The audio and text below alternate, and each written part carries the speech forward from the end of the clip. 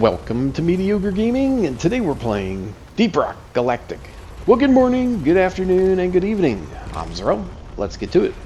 So today we're doing the Deep Dive, codenamed Blue Desert. Before we get to that, if you like this video, give it a thumbs up, smash that subscribe button, and ring that bell to be notified of all future episodes as soon as they go live. So let's get into it. Stage 1 of the Deep Dive has you collecting alien eggs, 4 of them. And for the alien eggs, all you do is look for that organic material on the side of the wall, or look at your terrain scanner and it'll show you where it's at. Dig towards that red pulsating light, deposit it in the mule, and move on. Additionally, you also have an uplink to deal with. It is a zone control, so you'll have to find it in the level wherever it's at, and then of course you'll have to defend it. Not because the swarms of enemies that are coming after you are going to impede your progress, they're going to try to take you out. So keep them at arm's length. Especially anything like a detonator. Detonators are extremely dangerous.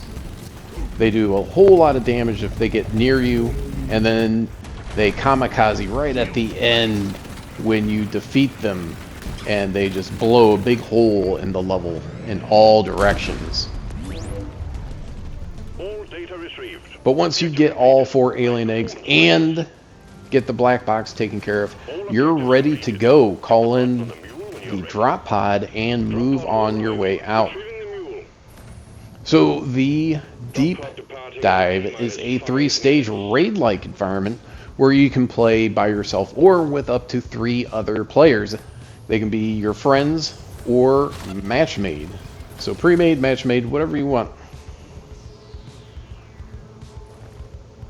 Now, while you're going through the Deep Dive, you're going to be looking out. In addition to the alien eggs on stage 1, you're also going to be looking for gold and nitro. Gold, of course, will get you more credits at the end of the Deep Dive, and nitro will let you call in more resupply pods to keep you flush with ammo, grenades, traversal tools, and health.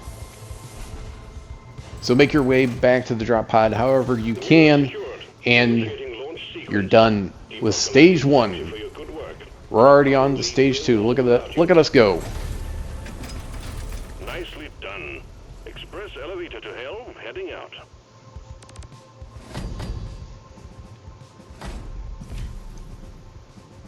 Alright, now stage 2 of the Deep Dive has shield disruption, and you have a full-on salvage mission. And in addition to that, you also have 1 dreadnought that you have to deal with. So shield disruption means, of course, you have no shields whatsoever, only your health. Dreadnought is the boss-like creatures of Deep Rock Galactic. You have invulnerable stage, you have shielded stage, and then damage phase. So you want to stay away from it when it's invulnerable, take down the shield quickly, and then do as much damage as quickly as possible when you get into the damage phase. This time around we drew the Glyphid Dreadnought, which will occasionally shoot out little swarmers at you, but mainly it'll be attacking you on its own.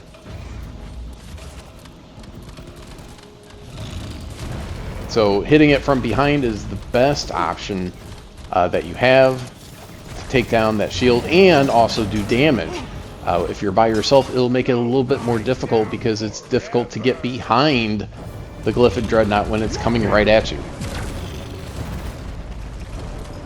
And of course you have to deal with the swarmers at the same time.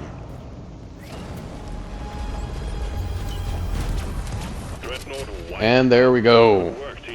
Dreadnought down, you can move on. So unlike normal missions where you have 1 main objective and 1 optional objective, the Deep Dive has 2 mandatory missions that you have to do.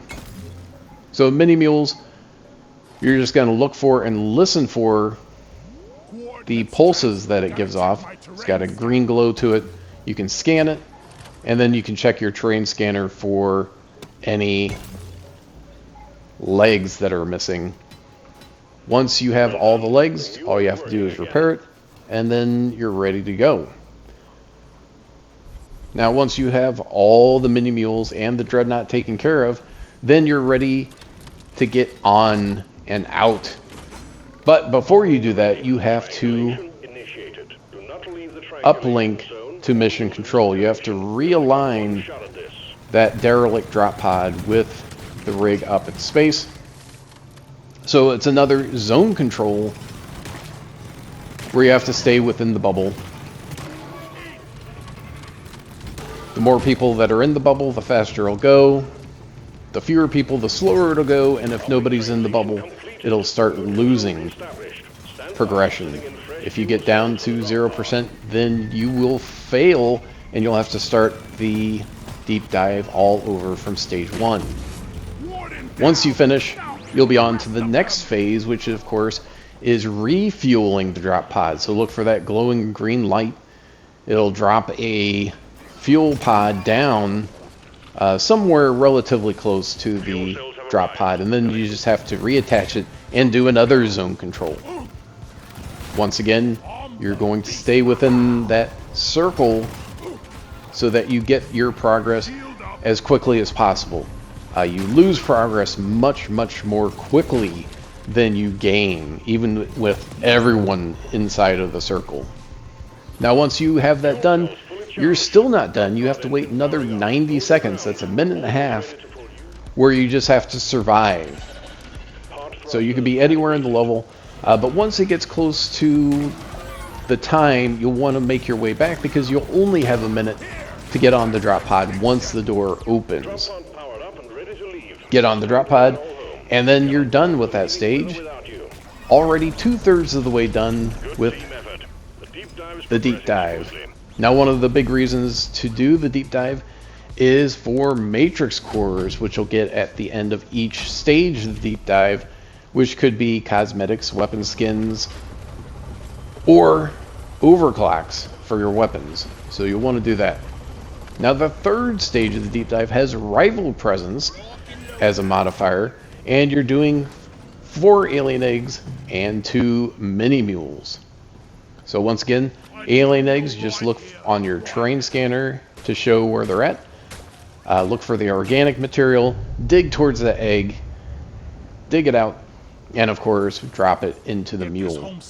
Now, the bugs don't like it when you take their eggs, so there will be some that will spawn close to you even if you don't have a swarm spawn as a result. Now, because of rival presence, you're going to see swarmer drones, you're going to see patrol bots, you're going to see turrets, which also means that there should be a turret controller somewhere on the level. Take out that turret controller by hacking it, and that will take care of all other turrets on the level. So once you have that hacked, all the other turrets will be destroyed, but you'll still have to worry about the patrol bots, the shredders, and maybe even a nemesis. Once again, mini mules, you're going to look for the pulsing green light, listen for the pinging. That'll tell you that it's close by. Grab those legs, use the terrain scanner if you're not really sure where they're at. And of course, again, those alien eggs. This is a full egg hunt, so you're going to need all those eggs. So unlike the previous stage, you don't have a derelict drop pod. You just have to repair the mini mules and call in your own. Make your way back to the drop pod and you're done. And that's it. I hope you enjoyed this video. Be sure to check us out on social media, and thank you for liking, commenting, and subscribing. And we'll see you next time.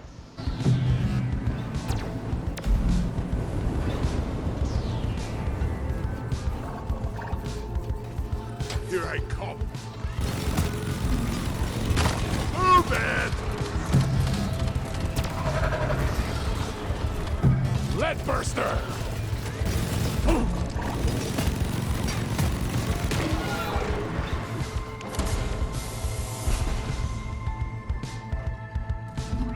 The mule has been successfully retrieved. Make it snappy, team. The drop pod won't hang around forever.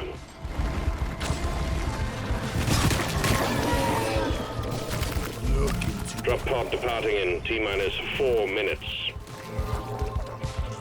I ordered a resupply. Supply pod launched. Better stand back. Resupply ordered.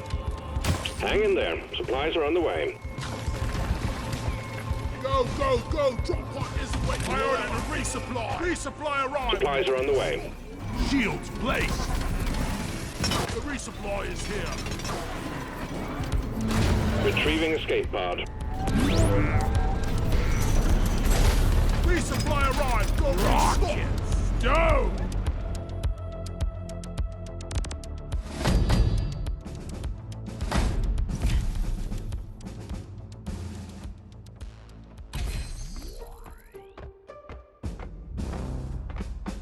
Yeah. プレイステーション